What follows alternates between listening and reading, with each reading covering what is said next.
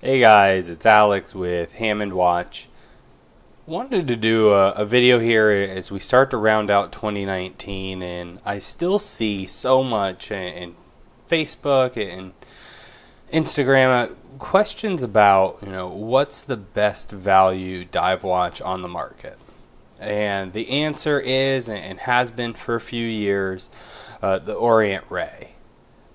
There's a few different variations. They do a Mako that has numbers. The Lume isn't as well defined. It's not as classic of a look. They also do a Mako XL. A bit oversized, but not a bad watch. This is the one, though, that just hits all of the right notes. It's the FAA02005D. And you could argue that, with a subby, you can pick it up retail and sell it for more, so technically it's a better value. But I don't look at watches as investments. I'm looking at that as a $10,000 purchase. I'll certainly take into account its residual value, but I think that this is just a hard package to go up against. One of the most pleasant things about this is its sizing. 41.5 millimeter case. It says 13 millimeters a lot of places. I've seen it. I measured at 12.5. Kind of spot on at 12.5 too. 22 millimeter lug width. So all of your straps that you've been using for your favorite Seikos are immediately gonna, swap right over. 47 millimeter lug to lug, which is nice and compact. It's just a beautifully proportioned watch. So getting away from just the sizing being so spot on, you want to look at the other advantages of the watch. I think the dial is exceptional. A sunburst blue, it's not quite a gloss, it's not quite matte, I guess a little bit more of a satin finish. I'm a big fan. Let's touch on the price point real quick. You can pick these up new, gray market, under $150 pretty much everywhere you go. If you go used, and that's the direction I typically go with the Orient Rays and Makos, you can pick them up for $75, $85 all day.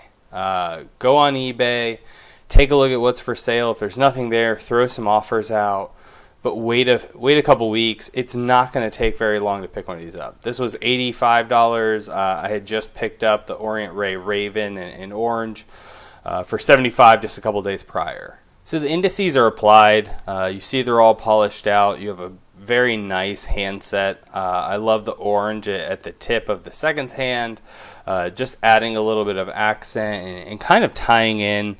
The Orient logo always has this kind of orangey red O background, so it kind of all ties together. One of the other things they do really well with the dial, the day and date is framed and exceptionally well. The divider completely covers the gap between the two discs.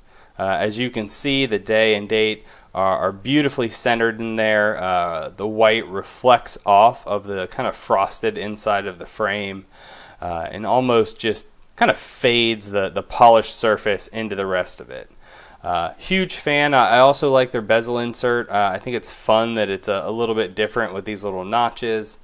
They do make mod bezels that essentially modify this to where it will accept an SKX bezel insert. So if you guys are into modding, that's kind of the direction you have to go. The design overall kind of has this sloping feel to it. The mineral crystal is flat, but then your insert tapers down as the watch does, and you don't really have any sharp surfaces. It kind of just melts towards your wrist. I like the look. It does make the bezel a little, I don't want to say tricky to operate. It's not bad. It just doesn't allow for the same gripping you get on other watches. Luckily, the texture here that they have on the bezel itself, it's a little sharper than you might think, and not unpleasant to the touch sharp, but it really gives you a good grip. And I feel the same way about the crown. I originally had concerns about how small the crown is. It is a nice, signed crown. It's just small and kind of tucked behind these holders. That said, there's a sharpness to it that you can't quite see and don't expect, that makes it very, very easy to get a grip on. You know, I have a little bit of sausage finger going on, and not the most nimble fingers in the world, and I never really have an issue with it. The movement is an F69. If you guys aren't familiar, Orient makes all of their own movements. So this is a manufacturer caliber.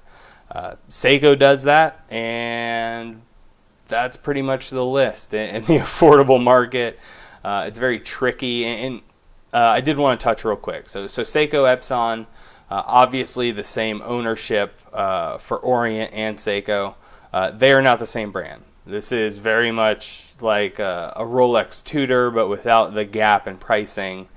They operate independently. You know, this isn't a Seiko movement with an Orient rotor. It is an Orient manufactured caliber.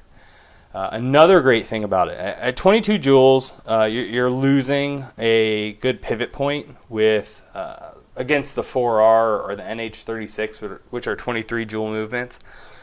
But you carry the same power reserve at 40 hours, and you're looking at a better accuracy. The F69 operates -15 plus 25. The 4R is like a plus 45 minus 35.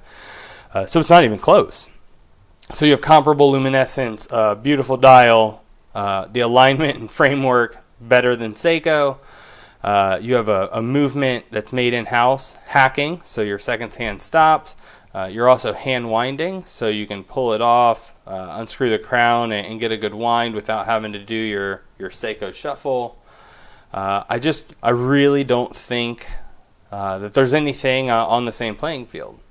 And as we flip around and look at the back, you can see that it's got a well-done case back. Laser engraved with the two dolphins. I think Seiko does probably a better job with their Tsunami, but at the same time, it's important to remember the price point and what you're actually getting here. I mean, a 200-meter dive watch with an in-house movement for under $100 when you pick them up used, and you can get them used in fantastic condition. You do have hollow end links, which I'm not a huge fan of. But the bracelet is way better than, I guess, a comparable Seiko. So like a Seiko 5, the bracelet is much more substantial. The links feel good. Still just push pins. You do get 3 micro adjusts, and it's just a press clasp, so it's nothing to write home about. But at the same time, I always suggest if you're going to have a dive watch, go ahead and put it on rubber where it belongs. So before we go into the Lume shot, I wanted to go ahead and give you guys a peek at the dial from a single light source. And it's allowing you to see the sunburst effect a little bit better. As you can see, you get angles where the dial looks blacked out, and then others where you have a very vibrant blue. I think it's incredibly well executed. I mean, the applied logo with the printing of Orient Automatic below it, the framework, the indices, just an overall fantastic dial. The luminescence, right on par with Seiko, going to last many hours. You're not going to have anything to really worry about when it comes to low light visibility or being able to see it underwater. It glows brilliantly. I don't think you're going to have to worry about that.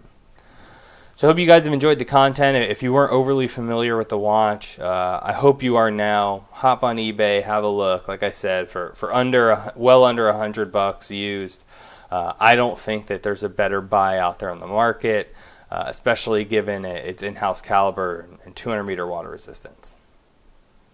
If you guys have enjoyed the content, I'll put a button here where you can subscribe. Give us a thumbs up, and then also check out some of our other videos. I'll make sure I throw a couple up on the left side of the screen.